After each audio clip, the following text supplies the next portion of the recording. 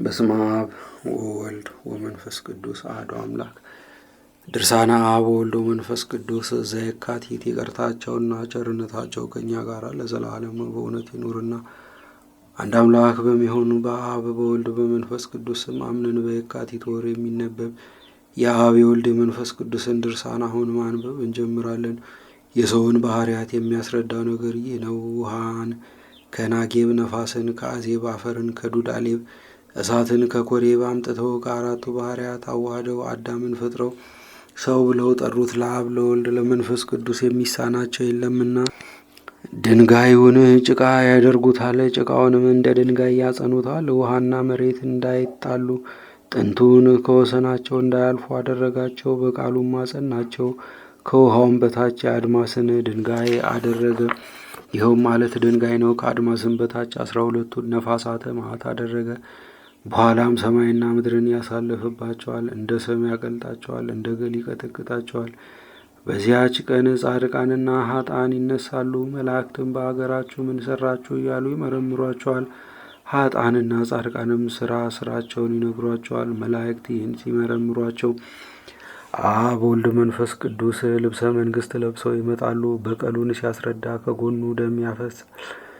መድኃኔ ዓለምም ስለ እናንተ ተወጋው ስላችሁ የደሜን ዋጋ ለምን አልመለሳችሁልኝም? እናንተ ግን የደሜን ዋጋ አልመለሳችሁልኝም ይለናል። ከተወጋው ጊዜ ጀምሮ እስከ ዛሬ ድረስ ደም ይፈሳል። በእኔ እንድትድኑ ስለ እናንተ ስል እንደ ባሪያ ተገዛው። ለ30 ብር ተሸጥኩ። እንደ ክፉ አድራጊ ፊቴን በጥፊ ተመታው።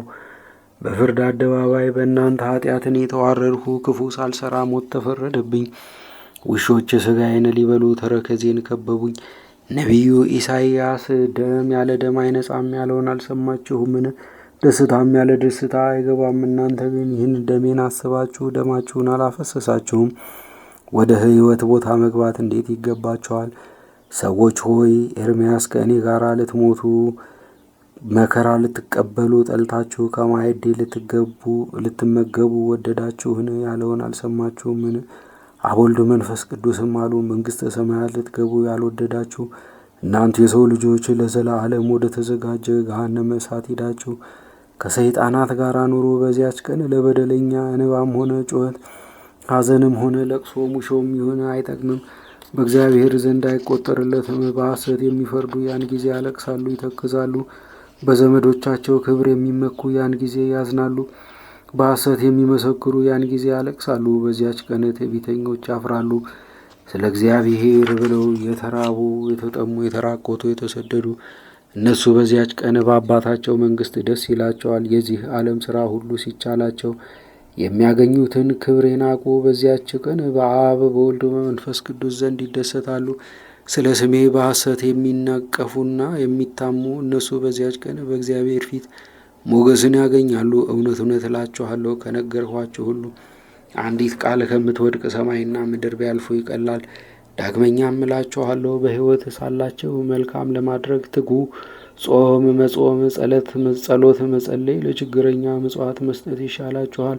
ነቢዩ ኢሳይያስ እንደተናገረ ከመቃብር በታች ምግባር አይሰራምና ዛሬ ሥራ ለመስራት ሰነፎች አትሁኑ። የሰው ልጆች ሆይ እስኪ በዚህ ዓለም የምትኖሩ አይምሰላችሁ፣ በመንግሥተ ሰማያት ትኖራላችሁ እንጂ። ዛሬ በጾም በጸሎት የደከማችሁ ዋጋችሁን ከእኔ ዘንድ ታገኛላችሁ። ጾም ጸሎት ለመተው ምክንያት አትፍጠሩ። ወደ ቤተ ክርስቲያን ለመገስገስ ረሃቡን ብርዱን አትፍሩ። ጌታችን በወንጌል ከረሃብ ከብርድ የሚበልጥ ዋጋ በፊቴ እሰጣችኋለሁና እንዳለ መከራችሁን የሚያስረሳ ዋጋ እሰጣችኋለሁ። በየካቲት ወር የሚነበብ የአብ የወልድ የመንፈስ ቅዱስ ድርሳን ተፈጸመ። ይቅርታቸውና ቸርነታቸው ከእኛ ጋር አይኑር ለዘላለሙ አሜን።